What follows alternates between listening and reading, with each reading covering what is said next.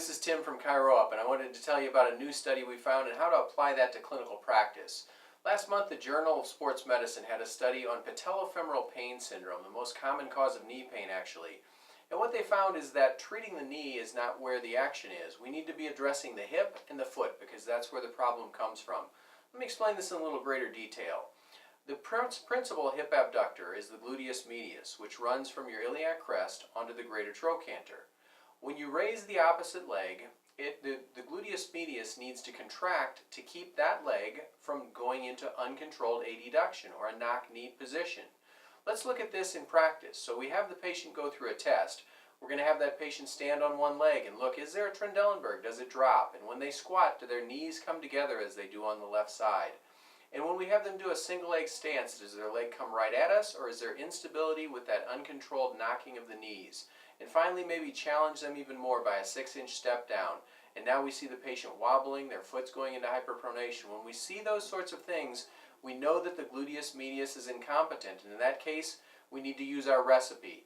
That means working out the tissues that are tight, but more importantly, strengthening those muscles that are not allowing that stability to happen, putting stress on the knee and continuing to perpetuate the patient's symptoms.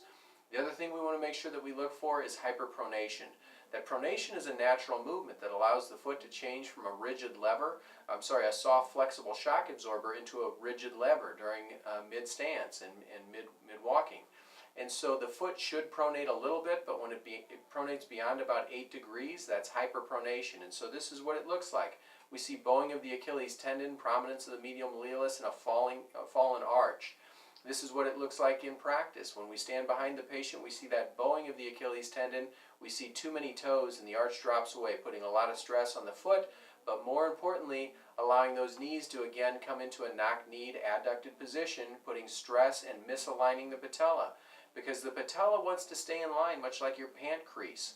And if your knees are knocking inward, the patella is being pulled outward. And it doesn't matter how much we try to strengthen the vastus medialis, we're not going to overcome that. We need to address the foot and we need to address the hip. And so this patient with hyperpronation, we'll give them the appropriate exercises of single leg stance, Valet's test, and most importantly, strengthen their posterior tibialis.